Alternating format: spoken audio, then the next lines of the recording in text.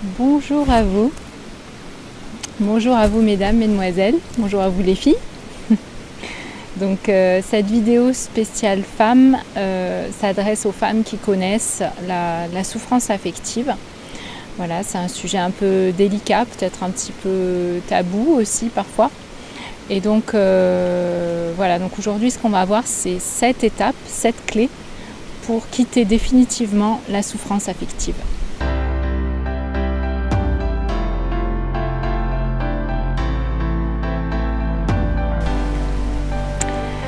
Donc tout d'abord, je souhaite vous adresser toute ma compassion parce que c'est quelque chose de difficile, d'éprouvant, la souffrance affective. Et également vous donner confiance, c'est-à-dire qu'on peut sortir de cette souffrance et en sortir durablement, définitivement. Moi-même, j'ai connu la souffrance affective dans ma vie. J'ai eu des moments où à cause de ça, je n'avais pas envie de me lever le matin. Je me suis sentie déprimée et j'ai même eu envie de mourir à cause de ça. Et aujourd'hui, je sais que la réalité n'était pas que j'avais envie de mourir, mais que j'avais envie d'arrêter de souffrir. Donc la souffrance était tellement intense que j'ai pu penser à la mort. Peut-être que c'est votre cas également. Et donc c'est important pour moi de vous transmettre qu'on peut tout à fait sortir de la souffrance affective et donc pas besoin d'en arriver à de telles solutions radicales comme penser au suicide. Ensuite, je voulais vous parler des caractéristiques de la souffrance affective. Donc la souffrance affective, elle peut être intense, répétitive. Elle peut être également hémorragique, c'est-à-dire c'est quelque chose qui peut s'aggraver, s'écouler, durer sans qu'on trouve de sortie, de porte de sortie par rapport à ça. Et il y a un autre aspect également dans la souffrance affective qui est l'aspect honte. Je parlais de tabou tout à l'heure, c'est-à-dire que souvent c'est quelque chose qu'on cache, c'est quelque chose dont on a du mal à parler. Voilà, on est un peu dans la société où il faut aller bien, où il faut sourire et ne pas montrer ses problèmes. Donc ici on est là sur cette chaîne pour parler vrai, pour parler des vrais problèmes que nous pouvons rencontrer, nous, les femmes particulièrement. Donc nous allons continuer sur ce sujet. Et effectivement, quand on cache sa souffrance affective, on s'isole, on s'enferme quelque part à double tour dans son problème. Donc ça ne va pas représenter une solution. C'est important pour moi de vous dire qu'on peut quitter la souffrance affective. J'accompagne moi depuis 2007 des femmes en souffrance affective pour les aider à se transformer, à changer leur schéma, à transformer leur vie, à quitter définitivement leur souffrance et à s'épanouir dans leur couple, dans leur famille, dans leurs relations et dans dans ce qu'elles sont dans leur vie en général. Donc voilà, cette expérience d'accompagnatrice m'a bien montré auprès de nombreuses femmes que c'est tout à fait possible de sortir de la souffrance affective. Voilà, donc j'avais envie déjà de vous donner beaucoup d'espoir, beaucoup de confiance par rapport à ça. Simplement, ça va demander des remises en question qui peuvent être importantes. Donc j'ai créé un programme de transformation qui s'appelle Se transformer par l'amour pour vous aider à effectuer ce parcours de transformation personnelle. Donc ce qui est important également à savoir, on va continuer à parler de la souffrance affective et des clés donc pour en sortir. Ce qui est important à savoir, c'est que vous avez des pièges par rapport à cette souffrance affective, des pièges notamment qui sont le déni et la minimisation. Voilà, donc c'est un petit peu comme par rapport à des addictions, etc. Parfois, on préfère minimiser, dire qu'on a un bon coup de fourchette, plutôt que réaliser qu'on a un problème d'addiction à la nourriture, etc.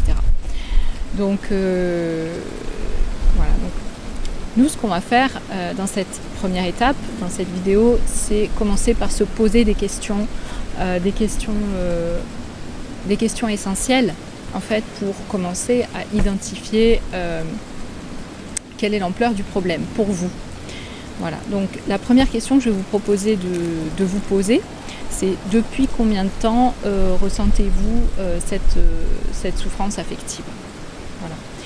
Donc c'est possible que ça fasse 1 jour, 2 jours, mais c'est possible aussi que ça fasse plusieurs semaines, plusieurs mois, voire plusieurs années. Donc ça, c'est un indicateur important qui va vous permettre de savoir si cette souffrance affective, elle est passagère, elle est peu importante, ou si elle est au contraire durable et d'une ampleur importante.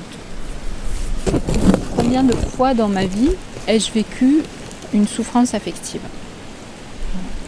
Et là, ça va demander vraiment de faire un peu le point dans votre histoire.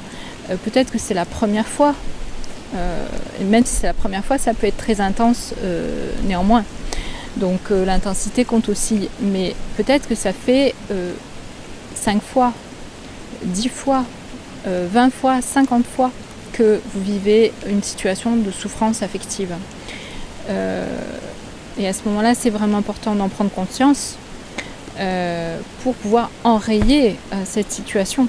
Cesser, non seulement en sortir, mais aussi cesser que ça se reproduise. La troisième question que je vous invite à vous poser, c'est quelle est l'intensité de ma souffrance affective sur une échelle de 0 à 10. Donc si vous êtes autour de 2-3, c'est pas inquiétant. Par contre, des personnes à cette question répondent 8, 9, 10, d'autres même répondent 15, d'autres répondent 25, etc. Donc la souffrance pouvant être très intense, c'est important pour vous, c'est un indicateur important également de savoir quel est le degré de votre souffrance, quelle est l'intensité de votre souffrance. Voilà, donc à partir de là, se pose des questions. C'est-à-dire que si l'intensité de votre souffrance est importante, si vous avez une souffrance récurrente, si vous avez une souffrance qui est là depuis longtemps, par exemple, dans un de ces 3 cas, ou s'il y a ces 3 situations cumulées, commence à se poser la question, qu'est-ce que je fais pour sortir de ça, hein? Et donc la deuxième étape, on va dire, c'est une étape également d'honnêteté vis-à-vis de soi. Quand je regarde la réalité de ma souffrance affective, est-ce que c'est un important problème ou est-ce que c'est un petit problème, hein? Souvent, la solution commence par un lâcher-prise, le fait de quelque part s'agenouiller, dire voilà, en fait je me rends compte que je suis face à un gros problème, et un gros problème que je n'arrive pas à résoudre seule. Voilà. Il est possible que ça ne soit pas votre situation, hein, qu'en répondant aux questions, ce ne soit pas ça qui se passe pour vous, mais il est possible également que ça soit ça, la réalité de votre situation. Et donc le fait d'en prendre réellement conscience, c'est très important, c'est une base nécessaire pour avancer de façon efficace. Parce que si vous êtes face à effectivement une souffrance affective qui est importante et qu'elle n'est pas identifiée comme telle, vous n'allez pas forcément prendre en main véritablement le problème, vous n'allez pas forcément chercher des solutions efficaces, ce qui fait que le problème peut perdurer, le problème peut s'aggraver également. Hein, donc on parlait de dépression, on parlait de possibilités de suicide, etc. Donc on peut arriver sur des choses encore plus graves, et donc il est vraiment important d'identifier si ce problème est un problème passager, peu important, ou si au contraire c'est un problème récurrent et de grande importance, de grande intensité. Donc c'est déjà le début de votre guérison. On a vu qu'il y avait des pièges qui sont le déni et la minimisation. Donc là, en se posant ces questions, en regardant honnêtement en vous, vous sortez du risque du déni ou de la minimisation. L'un des pièges qui va avec le déni et la minimisation, c'est de vous dire que ça va se régler tout seul avec le temps. Donc l'étape 3, ça va être s'autoriser à sortir de la souffrance plutôt qu'à se dire que ça va se régler tout seul avec le temps. La question est combien de temps, désolée d'être aussi directe, mais combien de temps voulez-vous souffrir ?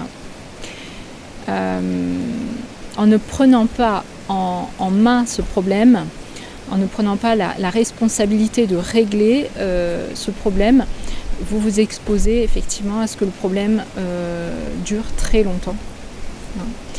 Et donc, ce qui signifie que la souffrance va rester présente en vous longtemps. Donc, à un moment donné, c'est intéressant aussi de se demander, qu'est-ce que je veux pour moi-même ? Quelle qualité de vie je veux pour moi ? Est-ce que j'ai envie de prendre soin de moi au quotidien ? Est-ce que j'ai envie d'être heureuse ? Est-ce que j'ai envie de sortir de ma souffrance et de me donner les moyens de le faire ? Ce sont des questions importantes à se poser. Dans l'étape 4, on va identifier le vrai problème. Et bien sûr, le problème peut sembler être quelque chose d'extérieur, une situation extérieure. Et bien évidemment que la situation extérieure participe, peut être un déclencheur, une étincelle de déclenchement du problème.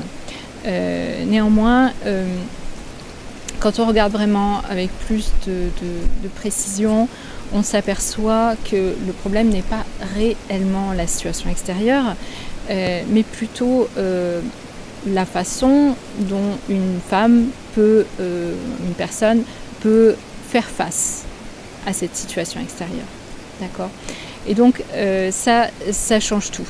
Si vous identifiez, si vous reconnaissez que c'est peut-être votre façon de faire face à la situation extérieure qui pose problème, cela veut dire bien sûr que vous avez une part de responsabilité là-dedans, et on parle bien de responsabilité, pas de culpabilité. Ce qui signifie, bien sûr, ça peut générer un léger inconfort, mais en même temps, ça veut dire que vous avez la solution en vous également. Ça veut dire que en changeant, vous allez pouvoir solutionner ce problème, cette souffrance affective. D'accord ? Donc, ce qui signifie également que la solution ne dépend pas de l'extérieur.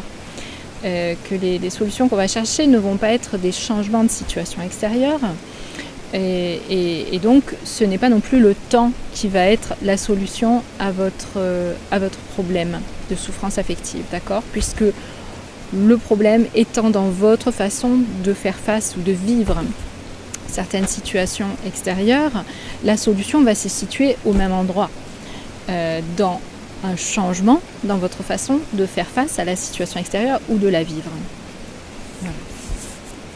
Donc, ça permet de comprendre aussi que seul un travail vraiment spécialisé et solide également va vous permettre de transformer votre façon de vivre les situations difficiles au niveau affectif.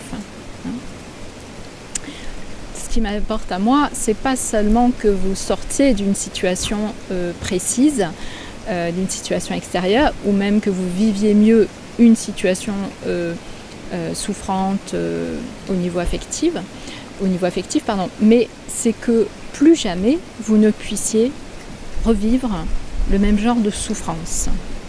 Voilà, donc c'est vraiment la sortie définitive du problème, même si des situations extérieures se présentaient de la même manière à l'avenir.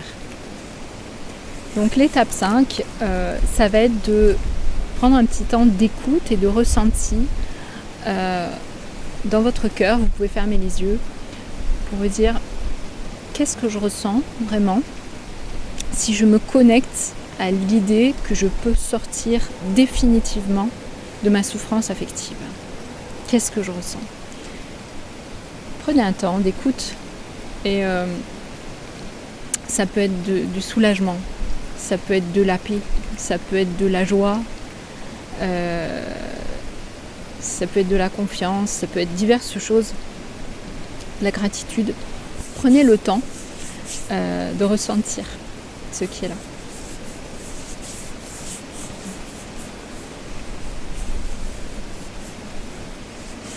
Et ça aussi, c'est une étape de guérison, de considérer que oui, c'est possible, oui, c'est accessible pour moi,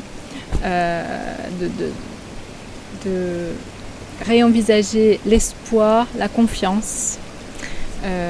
Ça fait partie de votre guérison et de votre processus de transformation. Dans l'étape 6, on va se questionner sur comment résoudre le problème efficacement. Voilà, donc par rapport à la minimisation, si vos réponses dans la première étape ont été des réponses montrant que votre souffrance affective est importante, si c'est un problème important, ce n'est pas quelque chose que vous pourrez résoudre avec un investissement minimum. Et quand je parle d'investissement en termes de temps, d'énergie et d'argent également.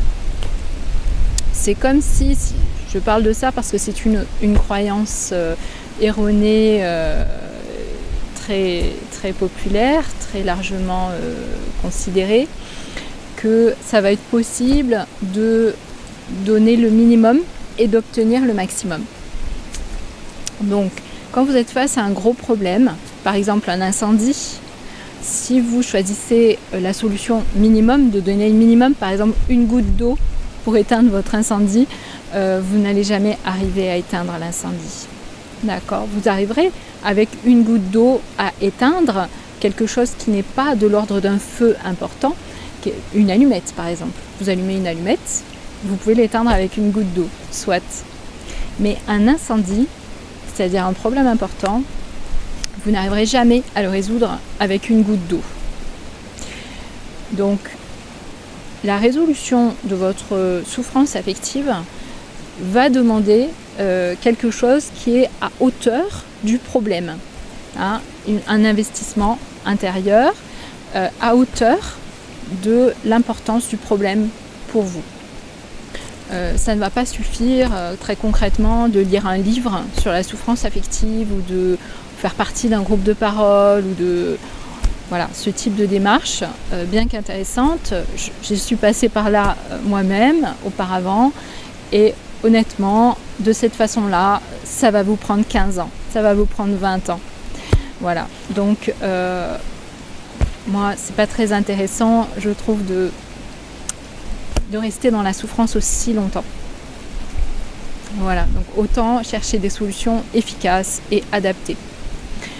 Également, si vous allez voir un thérapeute, un accompagnant qui n'est pas spécialisé, là aussi, vous allez perdre du temps parce qu'il n'aura pas forcément les clés pour vous accompagner sur ces problématiques-là, spécifiquement. Donc, ça ne va pas être non plus là la façon la plus efficace de résoudre votre problème et votre souffrance affective. Le temps où vous restez dans cette souffrance compte parce que quand on souffre, on a envie que ça s'arrête, on a envie que ça s'arrête le plus vite possible. Trouver une solution qui est efficace et qui vous soulage rapidement, ça va être vraiment très, très, très appréciable pour vous. Moi, c'est ce que je vois avec les personnes que j'accompagne. Le temps que prend l'accompagnement est suffisant pour que ça permette des transformations qui sont pour le reste de la vie. Et en même temps, il y a déjà un soulagement et des effets très vite. Donc, la souffrance diminue très rapidement également. Donc, si vous vous donnez les moyens d'investir, de vous investir et d'investir dans votre transformation avec des moyens efficaces, vous allez y arriver. Vous allez sortir de cette souffrance affective de façon définitive. Vous aurez appris tout ce que cette souffrance affective vient vous révéler sur vous-même, sur qui vous êtes vraiment, qui vous n'êtes pas, ce qui vous convient, ce qui ne vous convient pas, pardon. Il y a beaucoup d'enseignements en fait. Hein. C'est pour ça que ça ne va pas être possible de prendre une espèce de pilule miracle je sais pas, avec un médicament ou avec une consultation, paf, ça y est, c'est fini, je ne souffre plus jamais de souffrance affective. Et non, dans mon expérience, les choses qui ont mis beaucoup de temps à s'installer, des schémas psychiques, des schémas relationnels, des schémas de fonctionnement, des schémas émotionnels aussi, se transforment progressivement, ne se transforment pas comme ça, en un claquement de doigts. Ça se transforme à votre rythme en fait, au rythme où vous vous investissez, au rythme où vous êtes en mesure de faire ces transformations. Dans le cadre de mon activité professionnelle, je suis thérapeute holistique et depuis donc 2007, j'accompagne des femmes en souffrance affective pour leur permettre de sortir de ce problème. J'ai donc créé un programme qui s'appelle Se transformer par l'amour, qui est efficace pour sortir de la souffrance affective de façon durable, définitive. Et donc des femmes arrivent dans ce programme, dans cet accompagnement en étant en souffrance importante, parfois en dépression aussi, etc. Et parfois en souffrance depuis longtemps. Et donc je vois des femmes qui ressortent de cet accompagnement qui sont rayonnantes, qui sont centrées, qui sont elles-mêmes, qui vivent des belles relations familiales, des belles relations amoureuses, qui sont des femmes épanouies, quoi. Et moi, c'est ma joie, c'est aussi ma mission de vie, mon œuvre de lumière, d'accompagner donc les femmes dans cette transformation de la chenille au papillon, on va dire, de la souffrance affective à la femme épanouie dans tout ce qu'elle est, dans ses relations, mais dans qui elle est profondément, et également dans son œuvre de lumière. On reviendra sur ces points, mais le programme Se transformer par l'amour contient tout cela. Ça me tient à cœur aussi parce que je pense que ce monde est un monde en mutation, un monde qui a besoin de changement et d'amélioration. Et une femme qui est à terre à cause de sa souffrance affective, qui est désespérée, qui est dans la douleur, eh bien déjà n'est pas heureuse, n'est pas épanouie, mais elle ne peut pas non plus réaliser son œuvre de lumière, elle ne peut pas apporter au monde ce qu'elle a de merveilleux en elle à apporter. Donc c'est aussi un rôle de réveil, d'accompagnement des femmes pour qu'elles puissent pleinement jouer leur rôle sur Terre, leur rôle lumineux, d'apporter leur note unique, leur beauté unique à ce monde pour qu'il soit de plus en plus merveilleux et que les relations entre les gens soient de plus en plus positives, respectueuses, aimantes, etc. Donc personnellement, je compte beaucoup sur les femmes pour jouer ce rôle-là parce que je pense qu'elles ont énormément à apporter au monde. Et donc nous arrivons à notre étape 7. L'étape 7, c'est le passage à l'action. Voilà. Donc comme je vous le disais, j'ai créé un programme qui est en mesure de vous aider clairement, durablement, définitivement à sortir de votre souffrance affective. Je pense que cette vidéo aura été utile pour vous amener des prises de conscience sur ce qui peut être efficace ou ce qui peut ne pas être efficace pour traiter la souffrance affective.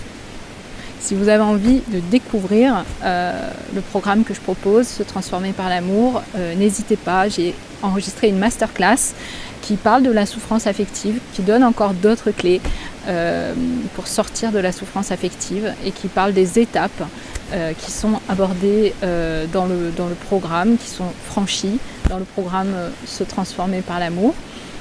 N'hésitez pas, à l'issue de la masterclass, il y a un rendez-vous avec moi offert, donc un coaching de 3/4 d'heure qui est offert pour faire le point sur votre situation et voir si effectivement ce programme peut correspondre à vos besoins et peut vous apporter ce qui est important pour vous et si ça correspond aussi à ce que moi je peux apporter dans votre situation, dans votre cas.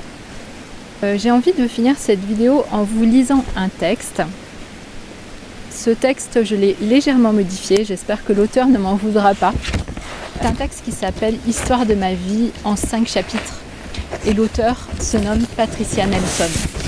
Chapitre 1. Je marchais dans la rue. Il y avait un gros trou dans le trottoir. Je suis tombée. Je suis perdue. Je suis désespérée. Ça va me prendre des siècles pour trouver une façon de me sortir de là. Chapitre 2. Je marchais dans la même rue. Il y avait un gros trou dans le trottoir. J'ai prétendu que je ne l'avais pas vu. Je suis encore tombée. Je ne peux pas croire que je suis encore au même endroit. Ça va me prendre encore très longtemps pour m'en sortir. Chapitre 3. Je marchais dans la même rue. Il y avait un gros trou dans le trottoir. Je le vois, je tombe encore, c'est une habitude. J'ai les yeux ouverts, je sais où je suis, je ressors immédiatement. Chapitre 4. Je marchais dans la même rue. Il y avait un gros trou dans le trottoir. Je marche à côté du trou. Chapitre 5. Je marche dans une autre rue. Voilà, mesdames, mesdemoiselles, les filles, si vous avez envie de changer de rue, je suis là. N'hésitez pas. À bientôt.